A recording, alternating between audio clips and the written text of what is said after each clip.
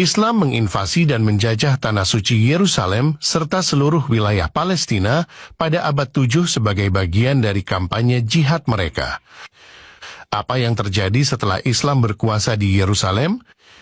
Mereka membangun Masjid Al-Aqsa di atas reruntuhan bait suci milik bangsa Yahudi di Yerusalem. Klaim bahwa Masjid Al-Aqsa sudah ada sejak zaman Muhammad adalah omong kosong yang tidak memiliki bukti historis apapun.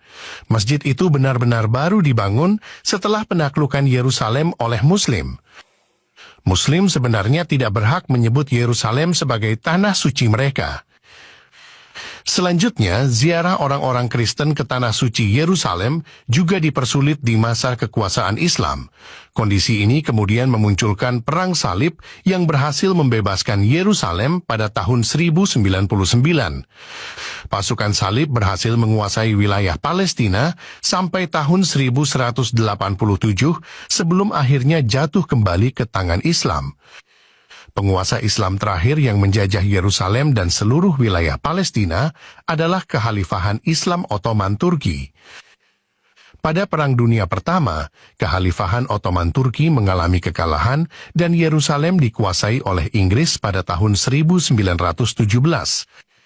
Selanjutnya, Liga Bangsa-Bangsa menetapkan Inggris sebagai pemegang mandat tanah Palestina antara tahun 1920 hingga 1948. Bagi dunia Muslim, jatuhnya Yerusalem adalah kekalahan yang wajib dibalas agar Islam kembali dapat menguasai Yerusalem. Tak peduli berapa abad mereka berhasil menguasai dan menjajah tanah Palestina, faktanya hari ini mereka dalam kondisi kalah. Itu keadaan yang sangat menyakitkan bagi banyak Muslim. Sekarang kita bayangkan apa yang terjadi jika tidak ada gerakan Zionisme.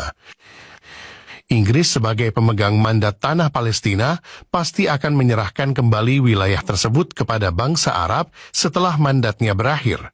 Akibatnya, seluruh tanah suci dan wilayah Palestina hari ini pasti ada dalam kekuasaan Muslim. Beruntunglah Theodor Herzl mencanangkan gerakan Zionisme di akhir abad 19, sehingga skenario buruk itu tidak terjadi. Berkat adanya gerakan Zionisme, maka setelah penaklukan Inggris atas Yerusalem, Deklarasi Balfour 1917 menetapkan wilayah Palestina sebagai rumah bagi bangsa Yahudi. Zionisme yang menghadirkan Israel sebagai satu-satunya negara Yahudi di dunia membuat tanah suci terbebas dari penguasaan Muslim. Ini keadaan yang jauh lebih baik bagi orang-orang Kristen yang masih perlu berziarah ke sana. Dengan alasan itu, Zionisme sebenarnya layak untuk kita dukung secara prinsip, tanpa membenarkan pelanggaran-pelanggaran yang terjadi. Bagaimanapun, berdasarkan fakta sejarah, orang Yahudi adalah pemilik asli dari wilayah Palestina yang dulunya bernama Tanah Yudea sebelum namanya diganti oleh Kekaisaran Romawi di abad kedua. Jadi orang-orang Yahudi secara historis memang pernah tinggal di sana, bahkan selalu ada komunitas orang-orang Yahudi yang tinggal di wilayah itu. Oleh karenanya mereka punya hak untuk kembali menetap di sana dan mendirikan negara mereka sendiri.